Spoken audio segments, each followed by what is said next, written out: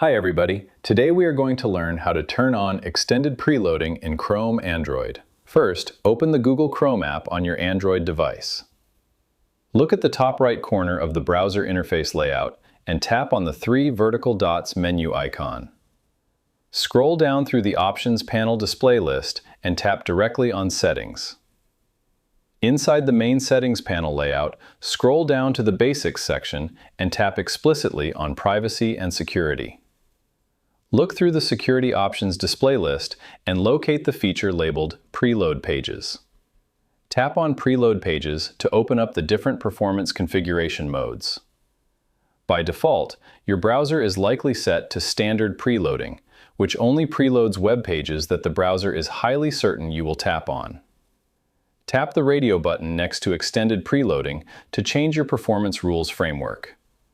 This setting commands the browser engine to use Google servers to predict your next web navigation path, preloading pages in the background ahead of time so they open near instantly when you click them. While this active data strategy optimizes loading speeds, keep in mind it will use a small amount of extracellular data and system battery power to keep the pages ready. And that's it.